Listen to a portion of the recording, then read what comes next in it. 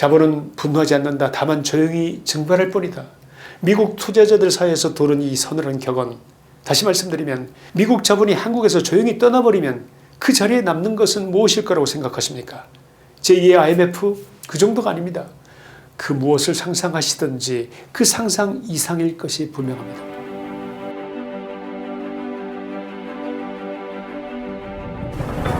오늘 저는 좌파 언론이 애써 외면하고 여의도 정치권이 감추려 하고 있는 거대한 진실의 문을 열고자 합니다. 지금 대한민국은 겉으로 보기에는 아무 문제 없이 평온해 보입니다. 사람들은 출근을 하고 식당과 마트는 사람들로 붐비고 국회에서는 연휴 때와 다름없이 정쟁이 오갑니다. 그러나 이것은 폭풍 전의 고염과 같은 것일지도 모릅니다. 트럼프 미국 대통령이 파월의 후임으로 차기 연방준비제도의 의장, 즉 전 세계의 통화량을 조절하고 금리를 결정하는 세계 경제 대통령 자리에 어떤 인물을 지명했는지 아십니까? 바로 케빈 워시입니다. 그가 지명된 것이 뭐가 그리 중요할까요? 대단히 중요합니다. 연준 의장의 지위로서 할 수 있는 일이 어떤 것인지, 그리고 그가 개인적으로 대한민국에 어떤 증오심을 갖고 있는 인물인지, 왜 하필 트럼프가 그를 지명했는지, 그래서 그가 대한민국 경제에 어떤 일을 할 수 있는 사람인지 알고 나면 온몸에 소름이 돋을지도 모릅니다. 트럼프의 이번 케빈 워시의 선택 이면에 대한민국 민주당 이재명식 포퓰리즘 정치에 대한 사형 선고가 숨겨져 있다는 점을 오늘 방송에서 말씀드리려고 하는 것입니다. 다만 이재명과 민주당이 마땅히 받아야 할 고통은 사실상 대한민국 국민 모두에게도 향할 수밖에 없기 때문에 그것이 통탄스러울 뿐입니다. 케빈 워시의 등판은 특히 이재명 정부에게는 단순한 인사가 아닙니다. 케빈 워시는 이재명의 저승사자다. 저는 이렇게 표현하고 싶습니다. 그의 임명은 대한민국 경제에 닥쳐올 피할 수 없는 파멸적 복수의 서막일 수도 있다. 이런 말씀을 드리고자 합니다. 방송에 앞서서 대한민국의 현재와 미래를 걱정하시는 여러분들께 부탁드립니다. 이 영상을 공유해 주시기를 바랍니다. 좋아요 그리고 여러분의 소중한 댓글 하나하나가 이재명에 대한 국민들의 여론을 보여주고 서로 함께 아픔을 공유하는 방법이라고 생각합니다. 이번 기회에 구독 버튼도 함께 눌러주시면 감사하겠습니다. 좋은 방송으로 보답하겠습니다. 세계에서 가장 강력한 권력을 쥔 사람이 나를 향해서 이를 갈고 있다면 여러분은 밤에 다리를 뻗고 잘 수가 있겠습니까? 지금 대한민국이 처한 상황이 바로 그런 상황이 아닌가 생각됩니다. 첫째, 케빈 워시, 그는 단순한 경제 관료가 아닙니다. 그는 트럼프 대통령의 지명을 받기 직전까지 바로 한국의 혁신 기업이자 뉴욕 증시에 상장된 쿠팡의 이사회 멤버였습니다.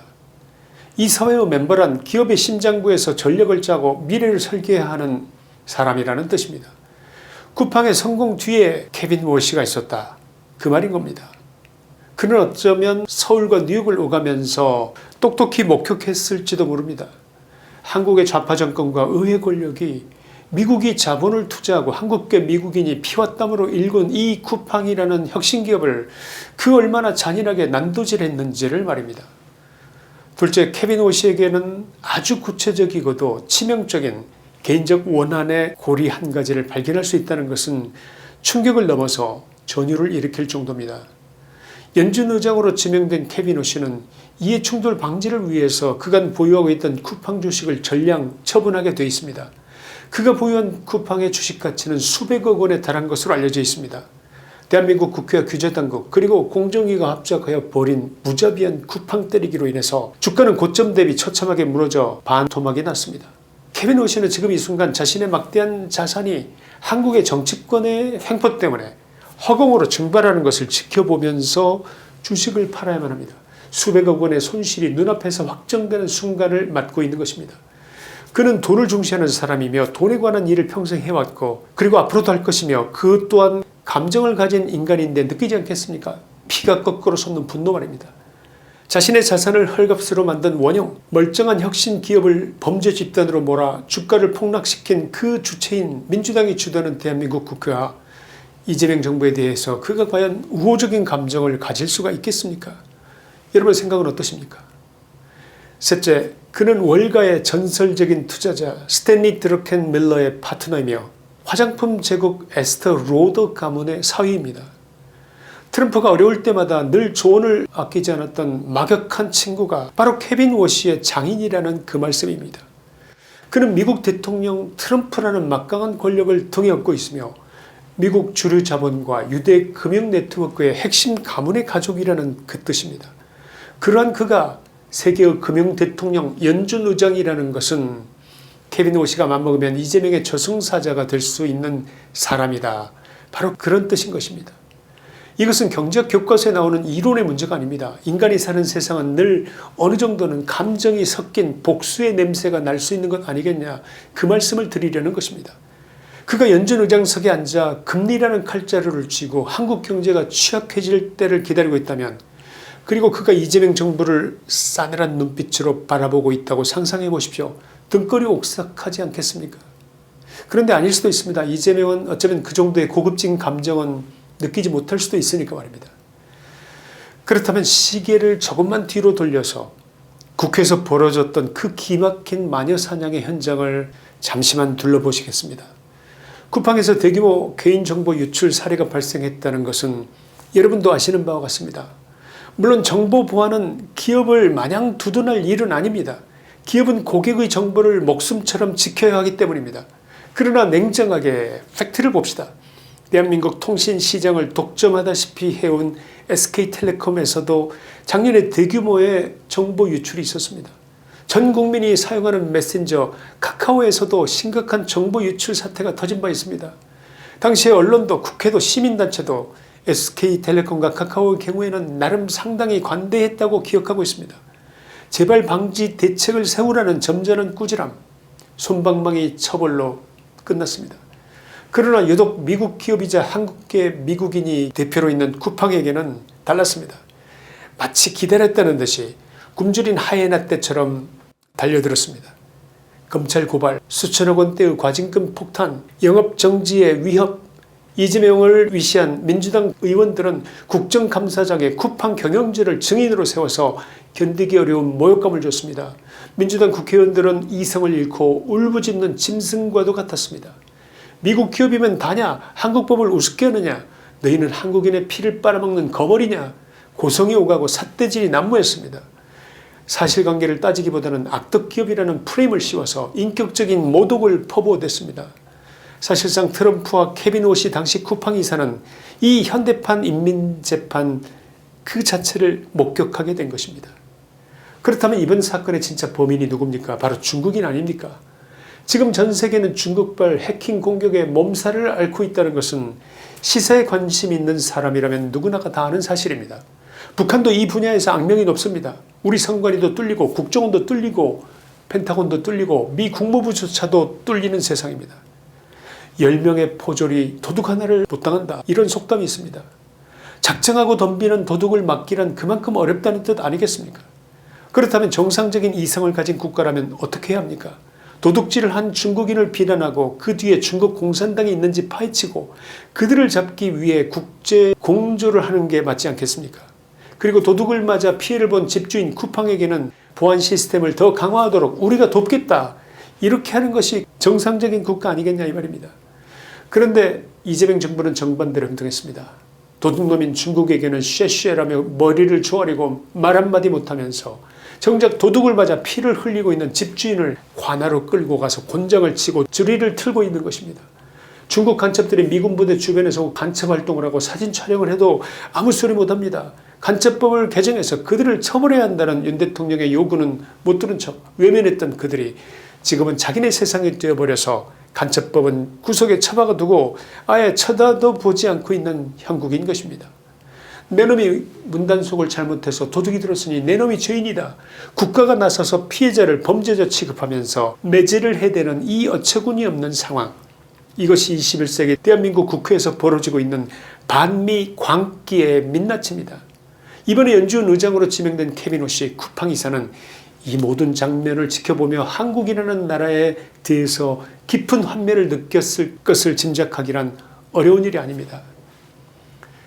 여러분, 우리는 여기서 감정을 가라앉히고 차가운 이성으로 질문을 던져야 합니다. 왜 하필 쿠팡인가? 왜 유독 미국 기업에게만 이토록 가혹한 잣대를 들이대며 죽이려 드는가? 이것은 단순한 우연이나 국수주의적 반미 감정 때문만은 아닙니다.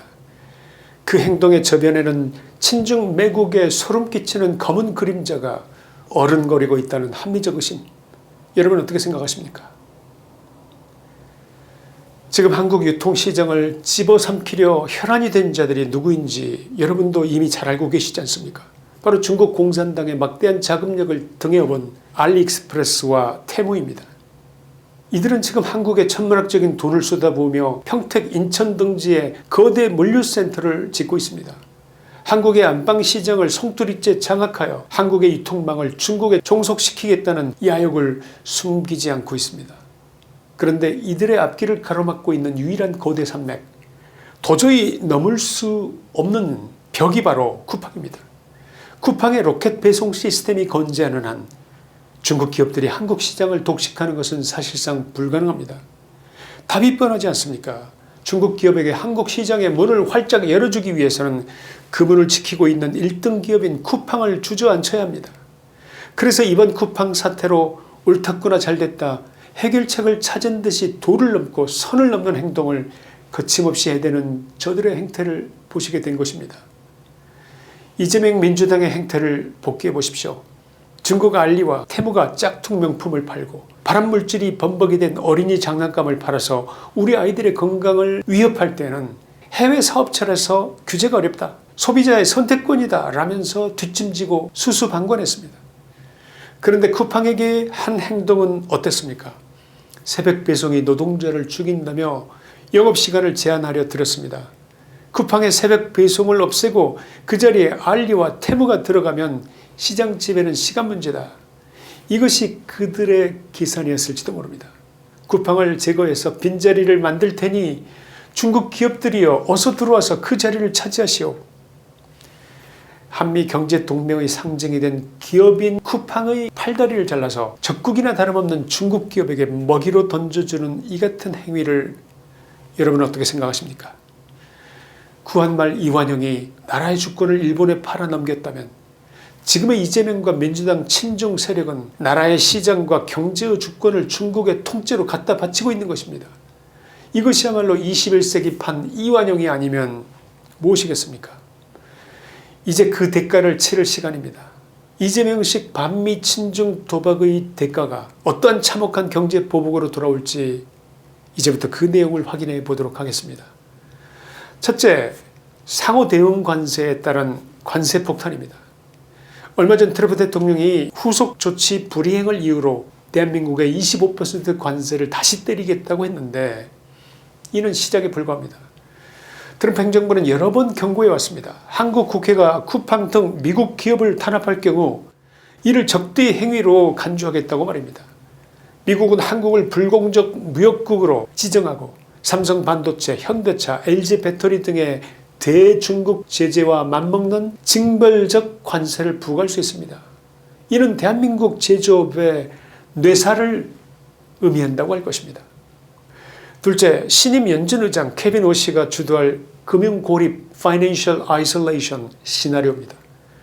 그가 미국의 국익과 리스크 관리를 명분으로 한국을 응징하기로 마음만 먹는다면 기축통화국 중앙은행장으로서 행사할 수 있는 권한은 상상을 초월합니다.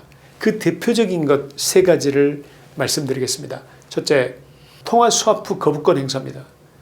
외환위기 시 한미 통화스와프를 거부함으로써 한국의 제2의 IMF 사태를 유도할 수도 있습니다. 둘째, 금융망 퇴출도 가능합니다. 뉴욕 내 한국계 은행 지점에 대해서 자금 세탁 방지 규정 등을 빌미로 초고강도 제재를 가해서 달러 결제망에서 배제시킬 수 있습니다. 이는 무역 대금 결제가 마비되는 것을 의미합니다. 셋째, 한국 경제가 가장 취약한 타이밍에 공격적으로 금리를 인상해서 자본 유출을 유도하고 환율 방어, 가계부채 붕괴라는 딜레마에 빠뜨려서 우리 경제를 질식시킬 수 있습니다. 자본은 분노하지 않는다. 다만 조용히 증발할 뿐이다. 미국 투자자들 사이에서 도는 이 서늘한 격언, 다시 말씀드리면 미국 자본이 한국에서 조용히 떠나버리면 그 자리에 남는 것은 무엇일 거라고 생각하십니까? 제2의 IMF? 그 정도가 아닙니다. 그 무엇을 상상하시든지 그 상상 이상일 것이 분명합니다. 결론입니다. 이제 우리는 경제를 넘어 국제정치의 냉혹한 현실을 직시해야 합니다. 트럼프 대통령의 안보 전략의 핵심은 주적 중국의 고립작전입니다. 그는 이미 친중 노선을 걸으며 미국에 맞서던 베네수엘라 마두로 정권을 무너뜨렸고 지금 두 번째 대상으로 이란을 향하고 있고 극할 끝은 이제 반미 친중 정권 이재명을 겨냥하고 있을지도 모릅니다. 이재명 정부를 망하게 하는 것은 외부의 적이 아닙니다. 바로 그들의 친중 반미 행태가 스스로의 무덤을 파고 있는 것입니다. 국민의 시장을 중국에 갖다 바치기 위해 자국 기업을 학대하는 그들의 기형적인 행태, 결국 이것은 미국의 강력한 금융적 통상적 보복을 불러올 수밖에 없는 것이 지금 트럼프가 주도하는 국제정치 흐름입니다. 트럼프의 관세 폭탄이 떨어지고 금리 압박이 시작되어 우리 경제가 붕괴된 후에는 아무리 땅을 치고 후회해도 소용이 없습니다. 그때 고통받는 것은 여의도에 배부른 국회의원들이 아닙니다. 하루하루를 치열하게 살아가는 우리 서민들, 취업을 준비하는 청년들, 월급날을 걱정하는 중소기업의 사장님들입니다. 나라가 망하고 난 뒤에 누굴 원망하겠습니까? 국민 여러분이 이 모든 상황들에 대해서 공부하고 깨닫고 일어나서 저들의 복주를 막을 심판을, 최후의 심판을 준비해야 한다고 생각합니다.